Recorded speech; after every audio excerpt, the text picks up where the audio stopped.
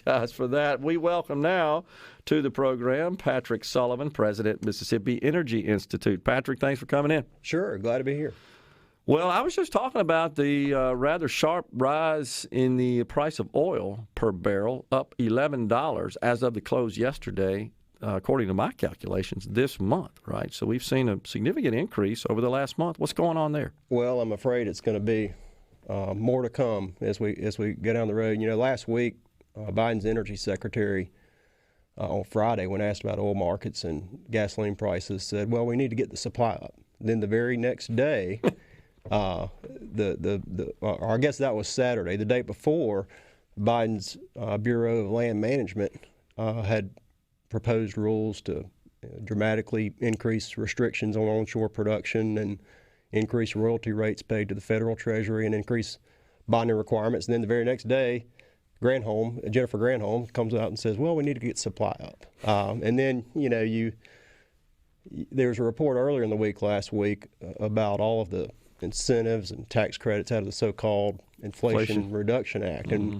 And most of the, quote, clean energy investments are for battery production for electric vehicles. Mm-hmm. And those are great new products. I see a lot of my neighbors driving them. But, I think the question is, the story was about how the majority of the incentives are going to foreign-owned companies. Yeah, setting up shop in this country, right? Right, and Mississippi's benefited greatly from investments from Nissan and Toyota and companies like that. But, the question is, why should we heavily subsidize one thing, when we're penalizing or adding costs to another thing? The other thing happens to be, American-based energy production from American companies and hiring American vendors and American employees.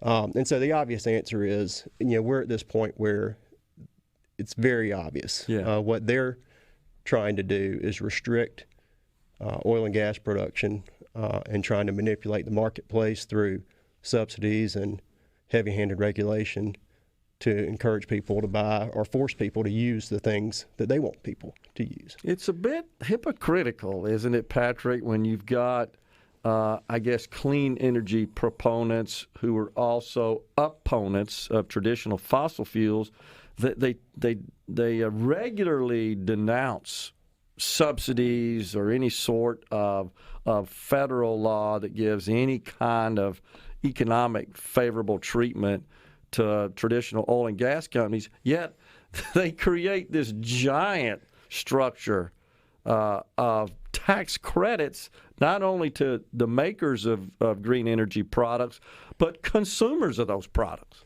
Yeah, before the break, you were talking about capitalism. Yeah. And why not just let capitalism sort it out, force companies to make better products? Sure. I mean, just like I said, a lot of my neighbors, I live in the Madison community, I can see more and more electric vehicles on the road, and those are just Teslas because those are the obvious ones. Yeah. So people, for whatever reason, are choosing to buy those. But you were talking about water heaters and gas stoves. Last year we did a kitchen remodel, and I bought a gas stovetop with an electric, is a dual fuel electric oven with a gas stovetop. But I read last week, one of my friends that lives in the D.C. area, he bought an electric induction cooktop. And he explained it, and he's from Oklahoma, so he's from oil and natural gas area, but he explained it. It's like we studied the products and we found that for them that was a better product. So why not just let people choose? But that's not what's happening. And I'm afraid if we get another term of the Biden administration, it's going to get out of hand. I mean, I think I've heard you talk about what they're doing with forcing the manufacturing of automobiles to be under their zero tailpipe emissions rule. Right. By 2032, they want 2/3 of the cars manufactured in the U.S. to be basically zero emissions vehicles, which is only one option for that, right. Electric vehicles. Again, electric vehicles are a great new option, but they're not for everybody. And so when we get politicians in Washington trying to cram these things down and manipulate the economy, negative consequences are bound to follow. Yeah, they need to take a cue from their own cultural doctrine of diversity and apply that to the energy matrix. I mean, I'm for electric vehicles, but I'm not for killing fossil fuels powered vehicles. in exchange for that. What about all the above? I mean, it seems like that is the way to service our demand and keep prices down. Well, I mean, I think at the root of all this is just foolishness and ignorance. And so, I mean, I think what you're saying is that the scale of energy is something that is almost incomprehensible in how we use it. And so there's plenty of room for everybody to play. Whether you're talking about the electric power market or the automobile market, and you're talking about solar energy or nuclear energy or natural gas-based energy or electric vehicles or internal combustion engines, there's plenty of room in the marketplace, not only in the U.S., but globally. I mean, just like we're talking about, we're participating in a global society these days. And energy is global. There's no question. And now, natural gas has always been the fuel that was the domestic fuel, but now we're exporting natural gas, right? Which is great for American producers and great for the U.S., which is the dominant natural gas producer in the world. Right. But let's talk about Mississippi. Amazon, I know, has had a stated goal for some time of being operating all of its facilities on 100% renewable energy, and they're making some investments in that in Mississippi, right? Yeah, that was announced recently up in northwest Mississippi in Tunica County. Those big tech companies are clearly stating goals of being responsible for enough power generation, carbon-free power generation, to offset what they use. And so, I mean, I think the way that deal works is they've got an operator out of a company out of Virginia that's going to own and operate that system for them, and I assume Amazon is going to finance the deal. And so that power will actually go onto the grid, and they will be participating in a competitive marketplace. Okay. I haven't seen the numbers on that, but I assume what Amazon's doing is they will be accepting a low rate of return or even a negative rate of return just to achieve their goals. And I think you're seeing that with some of the other Apple's doing the same thing, Microsoft too. They obviously operate data centers. Those are huge consumers of power. Google as well.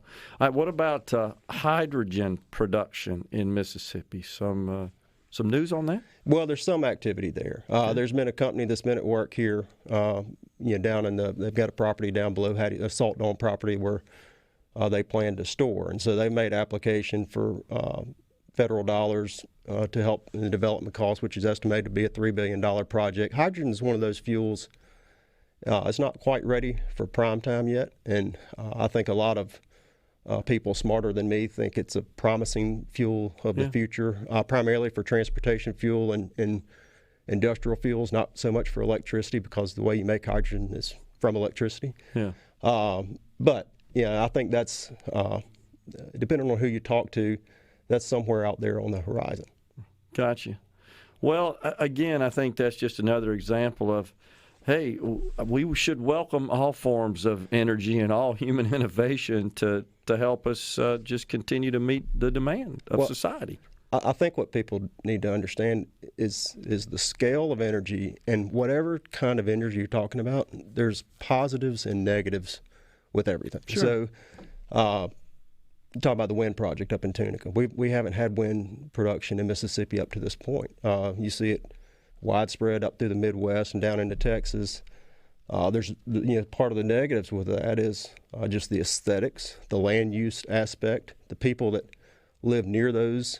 You hear a lot of negativity from the lighting and the wildlife impacts, and so we'll see in Mississippi how people react to that development. The advantages, obviously, of something like that are no emissions, no fuel cost associated. So all of the costs are in construction and operation. Unlimited supply, technically speaking. You can go down to every energy source and talk about the advantages and disadvantages. Sure, makes total sense. I think the concern I've always had, Patrick, is that the government's trying to force a time frame that's just not tenable. And if that means you got to do without something, they seem to be okay with that. Well, all we have to look at, we don't have to guess what that looks like. Just look over at Europe and ask anybody in Europe today. Germany is in the process of deindustrializing because of the decisions they've made, some 20 years ago. That's crazy. We don't have to guess what the consequences of all this. Well, making people poorer certainly doesn't help the problem of carbon emissions, it would seem. So that just not logical. Well, energy poverty. That's a new term, Okay. something we may want to talk about. Makes sense. Patrick, appreciate you coming in, man. Thanks Yes, a lot. sir. We'll talk some more. Thanks. We're coming right back in the Element